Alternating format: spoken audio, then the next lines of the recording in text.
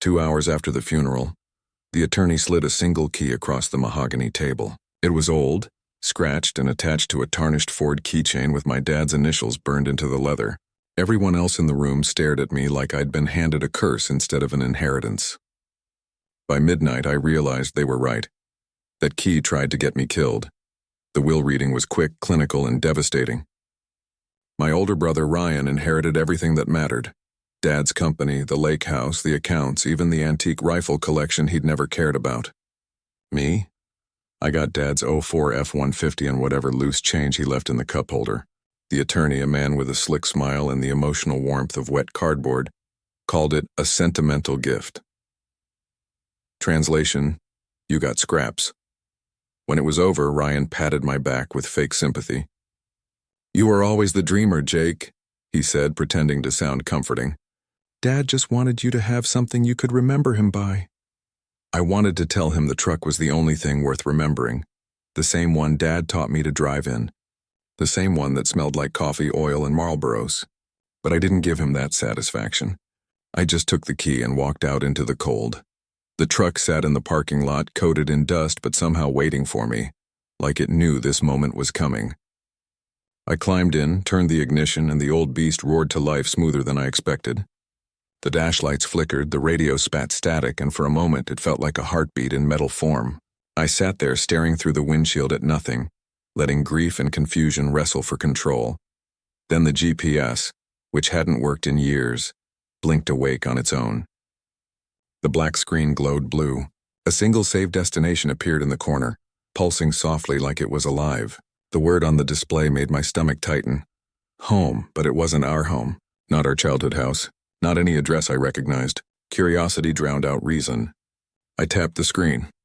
The route drew itself across county lines, winding through forgotten back roads and farmland. 46 minutes away. No traffic. I shifted into drive and followed.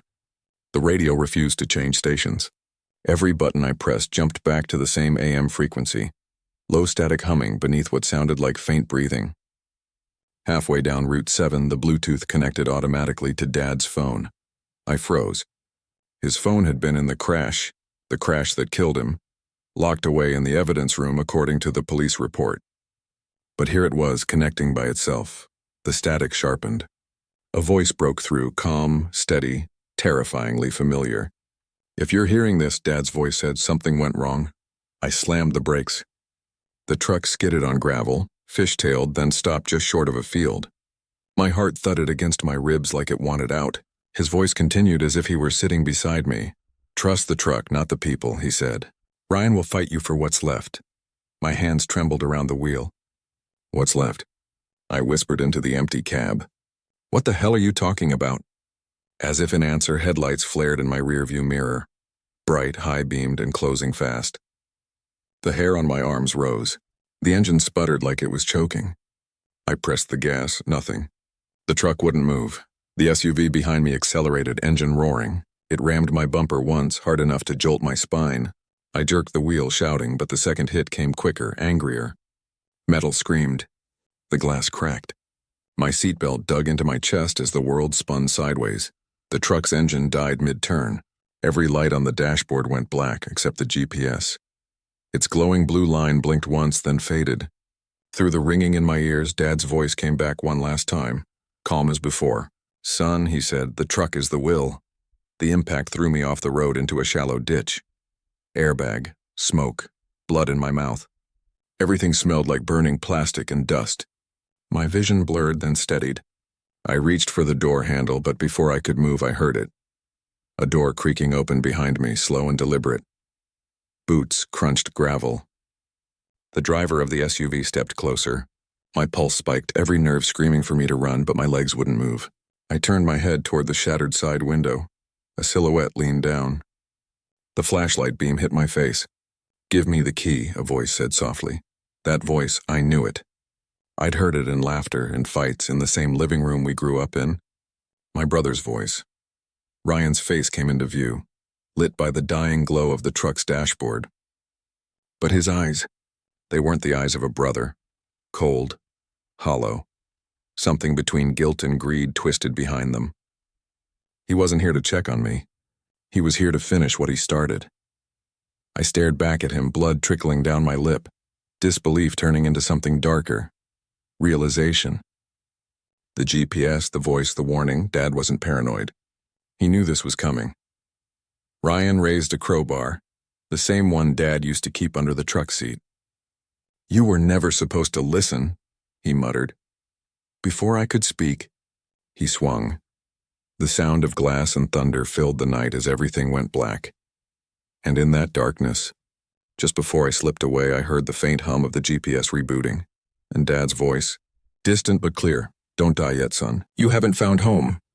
The next morning began in the glare of red and blue lights flashing through a cracked windshield. Dawn bled over the horizon as the paramedics asked the same questions on loop. "Any pain in the head? Did you hit anyone? Fell asleep?" I mumbled something about swerving to avoid a deer, the oldest lie in the Midwest. The officer scribbled half-heartedly on his clipboard, told me I was lucky to be alive, then left before asking how the truck's airbags deployed before impact. No one mentioned the SUV that had vanished into the night. No one mentioned Ryan. The tow truck driver just shrugged and said, "Happens all the time on this road." By mid-morning, the wrecked Ford sat behind a chain-link fence at Mason's Tow and Repair. The air smelled like oil and wet dust. The owner was an older man with steel-gray stubble and the kind of eyes that had seen too many crash sites. His name tag said Earl, but the tattoo on his forearm, a wrench crossed with a dog tag, told me more about him than his smile did. "Jacob Cole?" he asked, wiping his hands on a rag. "Your old man said you might stop by someday." That sentence froze me in place. "You knew my dad?" Earl nodded once. "Yeah, he came around last summer. Asked if I'd hold on to his maintenance logs, said they were important. Told me if a kid with his eyes showed up after he was gone, I should tell him to check the trip log." He leaned in closer, voice dropping. "Left hinge on the glove box." I swallowed hard. "Why the left hinge?" He smiled like someone who enjoyed riddles more than answers. "You'll see." He slid me the release form. I signed, hands shaking. When I climbed back into the cab, the air felt different, colder, heavier. The glove box resisted the first tug, but a little pressure on the left hinge popped a hidden seam. A tiny micro SD card slid out and fell onto the seat like a dropped secret. I slipped it into the GPS slot. The truck's system blinked, hummed, then loaded a map scattered with red dots. Each point had a date and time. The first was months ago. The last was the night Dad died. There were 5 recurring locations visited weekly, almost ritualistically. A storage facility off I-70, the county courthouse after midnight, a strip mall clinic I'd never heard of, a small auto shop labeled Miller's Auto, and one final destination marked only as Lake. The pattern was too deliberate to be coincidence. Dad hadn't been aimlessly driving. He'd been tracking something. Or someone. I tapped the first entry. The GPS crackled and began to play an audio file, my father's voice layered with the faint tick of turn signals and engine hum. Wednesday. "He followed me again," Dad said, his tone steady but tense. The attorney changed the draft. Page 4. "He thinks I don't know." My heart clenched. The attorney. The same man who'd smiled through the will reading. The same man who'd watched me take that damn truck key with a smirk. I scrolled through more files. The voice notes grew darker. Mentions of insurance fraud, trust fund transfers, Ryan's offshore account. I could barely breathe. Dad had been recording his own investigation, and the truck, this old hunk of steel, was the vault. The coordinates for the storage unit were closest, about 12 miles out. I turned the ignition and the truck came alive like nothing had happened the night before. No dents, no stutter, just obedience. The GPS locked onto the route before I even touched it. When I reached lock-safe storage, the sun had barely cleared the trees. Rows of corrugated doors stretched endlessly in both directions. My stomach nodded when I found Unit C-27. The key Dad used for the toolbox in his garage fit perfectly. The lock popped open with a soft click and the door rattled upward, spilling a cloud of dust and memory. Inside were 3 things: a banker's box, a shoebox, and Dad's old Marine duffel bag. No furniture, no photos, no sentimental junk. Just the kind of items you hide when you know you're being watched. The banker's box was filled with printed wire transfers and legal documents, all dated within the last 2 years. Every payment led to an offshore account under Ryan Cole, my brother's name. My pulse roared in my ears. The shoebox was stranger. Inside was a simple gold wedding ring, not Mom's, and a faded hospital bracelet with a name that wasn't ours, and a date just 2 weeks before I was born. I stared at it, chilled by a creeping sense of betrayal I couldn't name. The duffel bag felt heavier. I unzipped it to find a small portable dash cam, the kind that ran on internal memory. I plugged it into the truck's USB port, and the GPS screen flickered to life, showing a video recorded from Dad's dashboard on the night he died. Rain smeared the windshield. Headlights followed close behind, the attorney's Lexus. The camera picked up faint audio, attorney. Sign it, or you don't wake up tomorrow. Dad, you picked the wrong son to scare. Then a hard turn, a horn, and the video cut to static. I didn't have time to process it. A shadow slid across the sunlight leaking into the storage unit. Boots, heavy, familiar. A metallic scrape followed, a crowbar dragging along concrete. Walk away, Ryan's voice said behind me. I turned slowly, my hand instinctively dropping to the duffel. His silhouette filled the doorway, calm, collected, but those same hollow eyes I'd seen last night gleamed with something darker. You tried to kill me, I said. He tilted his head. Not yet. He stepped closer, the crowbar glinting in the dim light. I yanked open the duffel. My fingers brushed cold steel. A revolver. My father's old sidearm. But when I flipped it open, the chambers were empty. Ryan smiled faintly. Dad's little scavenger hunt ends here. My phone buzzed in my pocket. Unknown number. A single message glowed on the screen. Don't fight him. Drive to Miller's. The truck will help. The sender's name stopped my heart cold. Dad. My hands trembled. My brother saw the screen and froze. Who the hell is that? I didn't answer. The truck outside growled to life on its own. Headlights flared. The GPS flickered, a new route glowing across the screen. I lunged for the exit, slammed the door shut, and locked it from the outside. Ryan's fists pounded behind me as I jumped into the cab. The moment I turned the key, the doors auto-locked, and the display pulsed with a single word across the screen. Drive. The engine roared like it understood everything. And for the first time since Dad's funeral, I stopped feeling like a son and started feeling like I was inside his unfinished war. Miller's auto sat on the edge of town, where the asphalt cracked into gravel and the sky seemed too quiet for comfort. I pulled the truck into the dimly lit garage, the smell of motor oil and steel wrapping around me like an old secret. The sign above the bay door flickered weakly. Miller's Auto and Salvage since 1984. Inside, a single overhead lamp buzzed, throwing halos of yellow light over tools scattered on the workbench. Lyle Miller appeared from under a car hood, wiping his hands on a rag. He was a tall, wiry man in his 60s, eyes sharp and calm, the kind that had seen too many broken engines and broken people. When he saw me, his brow furrowed, then lifted slightly in recognition.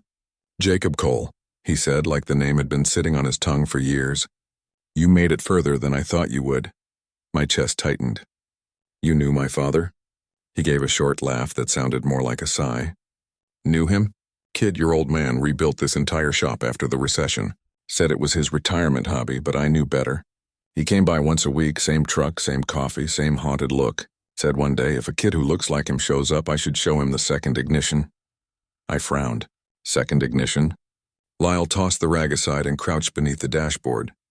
Metal clicked. Plastic popped. He pried open a hidden compartment I didn't know existed.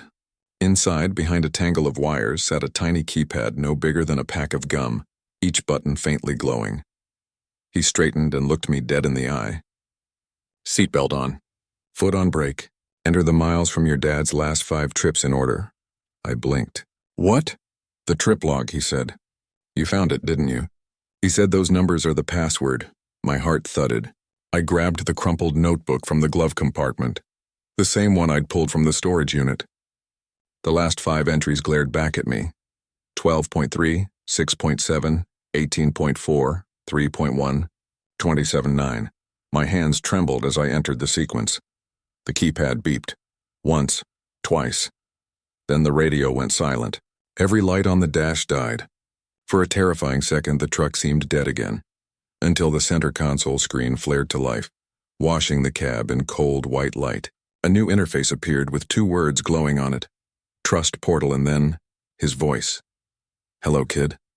Dad's voice filled the cab, clear, close, alive. It wasn't a recording from the GPS this time. It was high fidelity, almost like he was sitting beside me. "If you're in the seat," he said, "it means the paper Will is a lie. The real Will lives here." My heart stopped.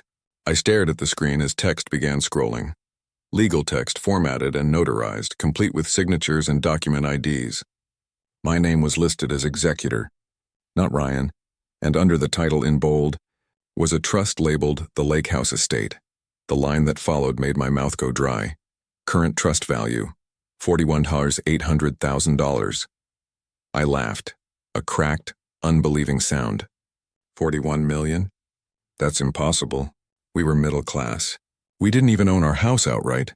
Dad's voice continued, patient but urgent. The trust unlocks when a sealed packet reaches the county courthouse. That packet is under the old dock at Ridge Lake. The attorney knows. Ryan knows. And now, the truck will guide you. But Jacob... His tone shifted, a flicker of fear.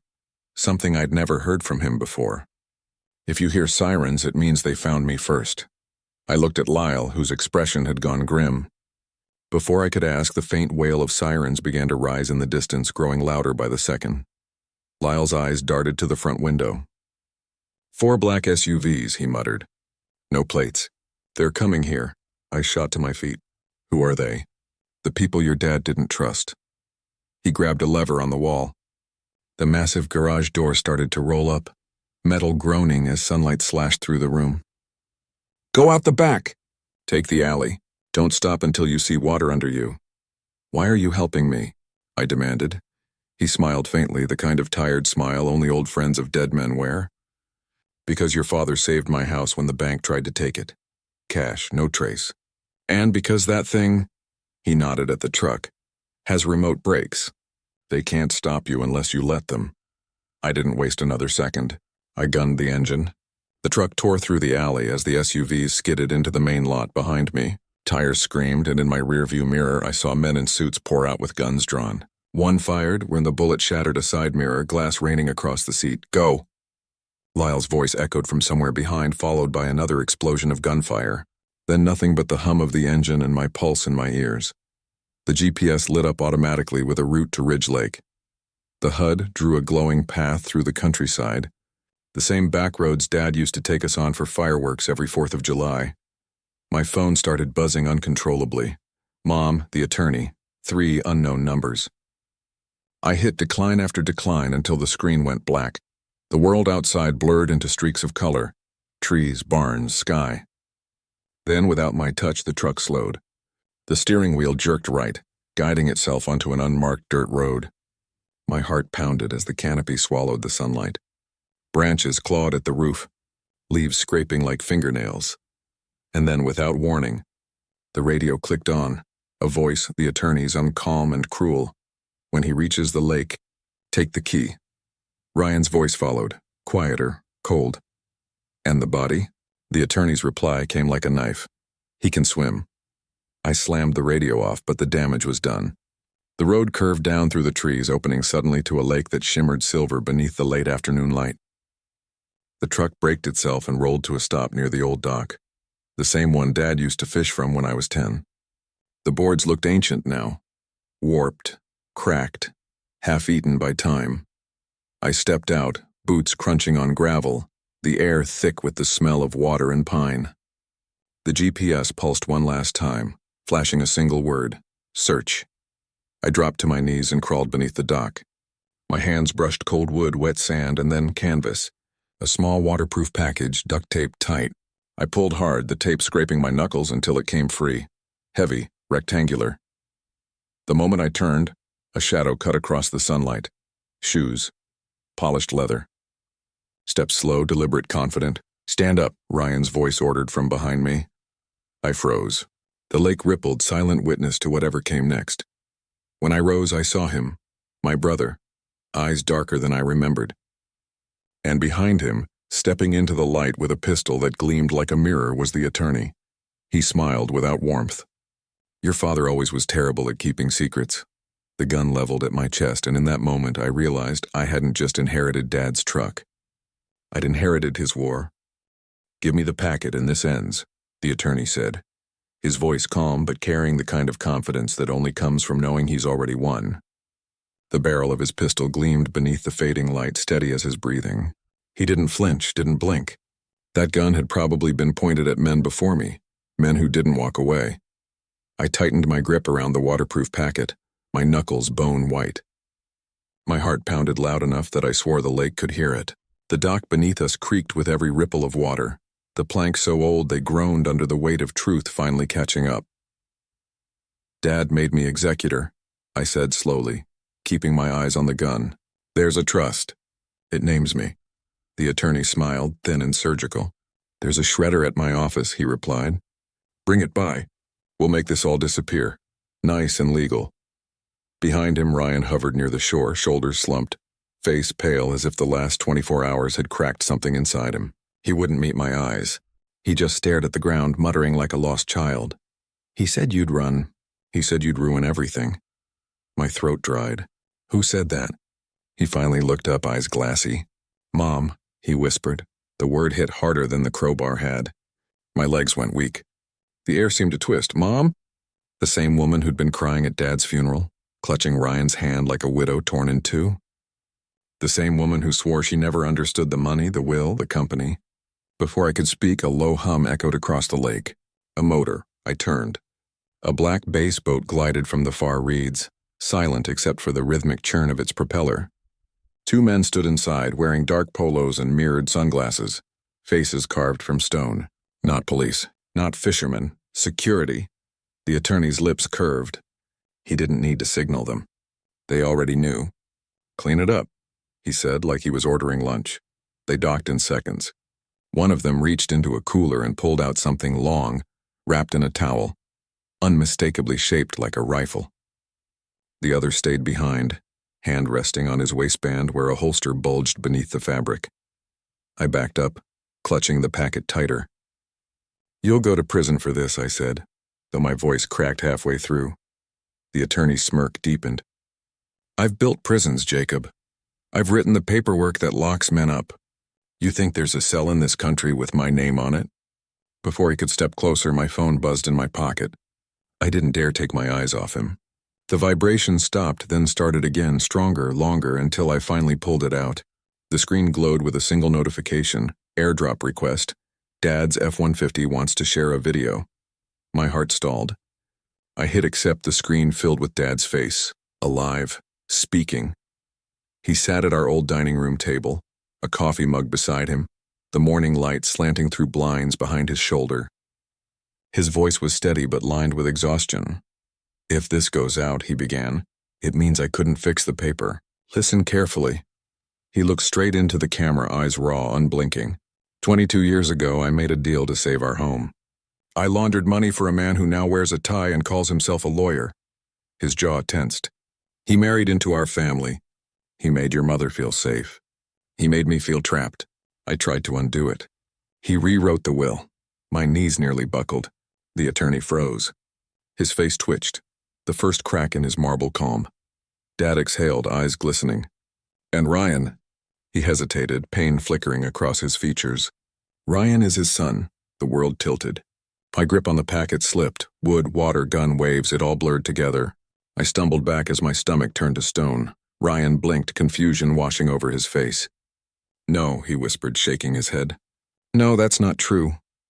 Dad's voice through the phone trembled now. "I love that boy like blood because love is choice, not DNA.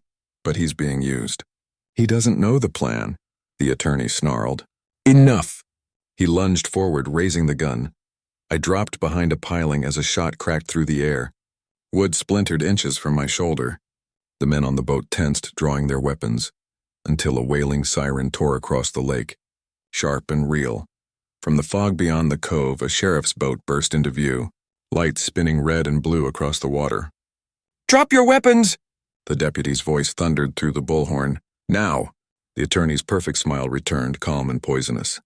He slowly lowered the pistol, tossing it onto the dock like a man surrendering out of boredom. Boys, he said smoothly, turning toward the deputies. We were just having a conversation. Family dispute, on your knees, the deputy barked.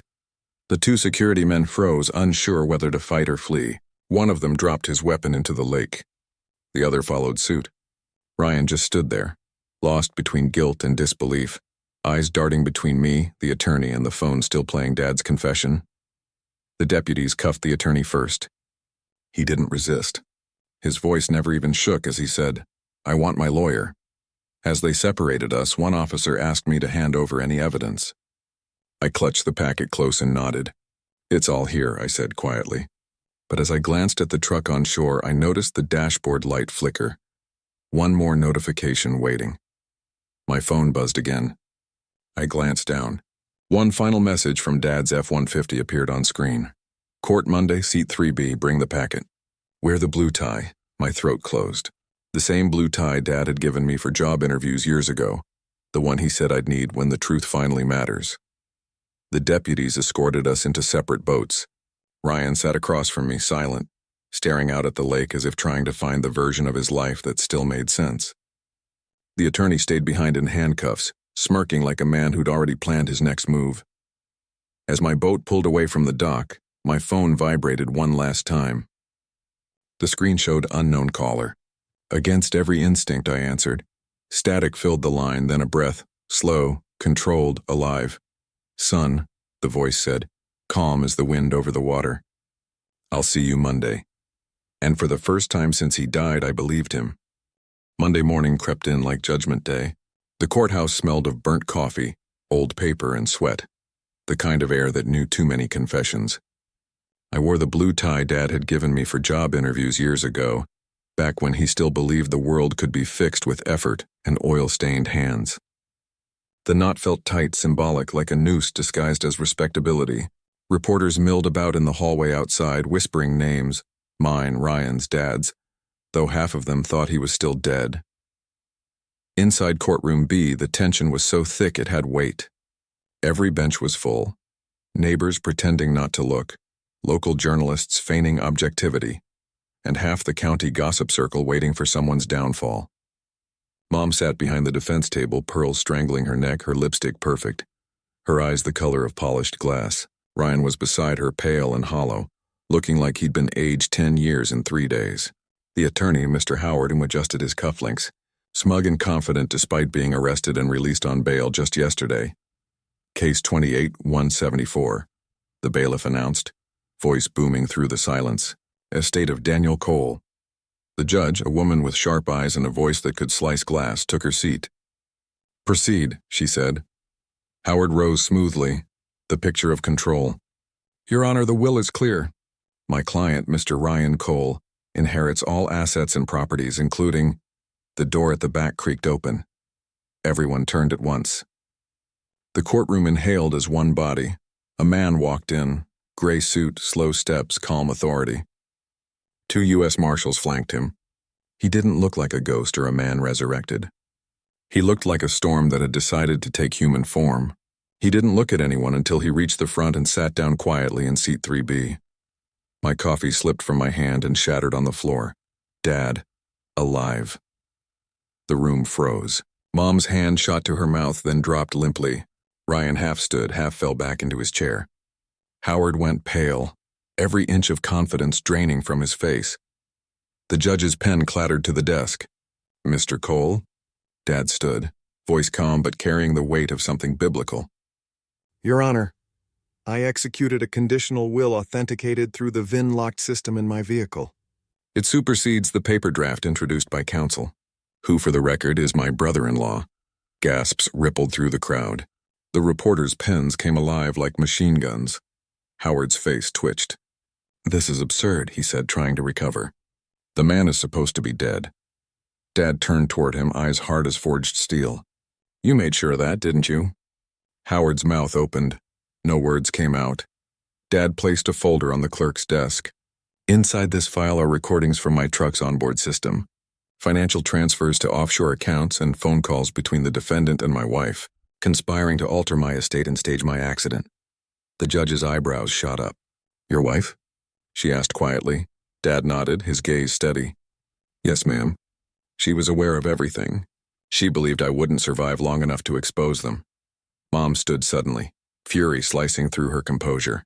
How dare you walk in here like some hero? You lied to me for years, Daniel. You ruined us. Dad didn't raise his voice.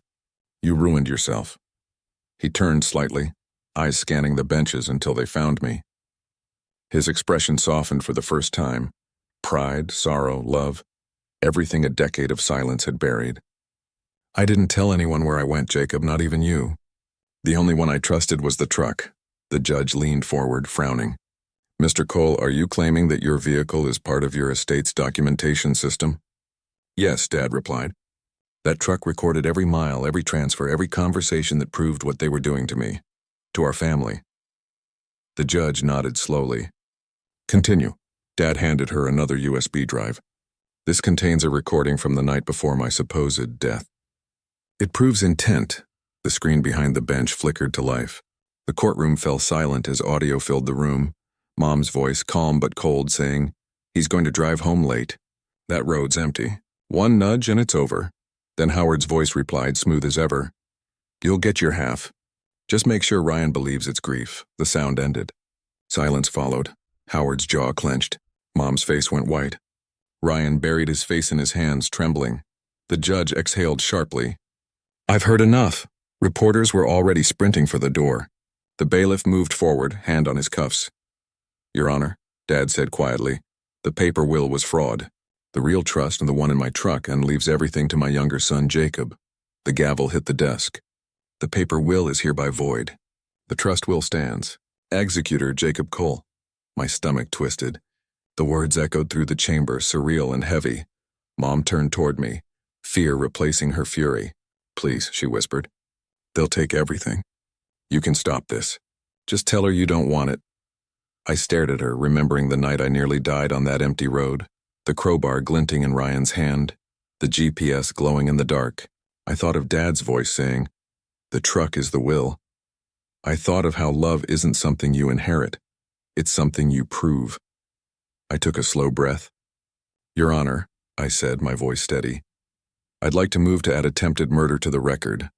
Gasps, shouts, cameras flashed like lightning. The judge nodded once. Motion granted. The marshal stepped forward, cuffing both Mom and Howard as chaos erupted. Ryan slid off his chair and fell to his knees. He looked up at Dad, eyes wet and lost. "Am I anything?" He whispered. Dad knelt beside him. "You're my son," he said softly. "Because I decided you were, every single day." Ryan broke down, sobbing quietly as the marshals led their prisoners away. When the noise finally faded, Dad turned to me, tired but proud. "I can't stay," he said quietly. "The deal with the feds, it wasn't just to expose them. It was to pay for what I did back then. I have to finish it." My throat tightened. "You're leaving again?" He nodded once. "The truck will get you home." He squeezed my shoulder, the kind of touch that says everything words can't, then walked toward the side door with the marshals. Outside, cameras flared like fireworks. Headlines were already forming. The man who came back from the dead, the truck that solved a murder. I stepped out into the sunlight. The F-150 waited by the curb, clean, gleaming alive. When I turned the key, the radio clicked on by itself. Dad's voice, recorded warm, eternal, filled the cab. "Son," he said softly. "You kept going." The GPS lit up, asking for a destination. My fingers hovered, then typed one word. Home, not the house. The lake. The route drew itself on the screen, blue lines winding through memory and redemption. The engine purred like a heartbeat, and for the first time since the funeral I believed it. This wasn't the end of a will. It was the beginning of one.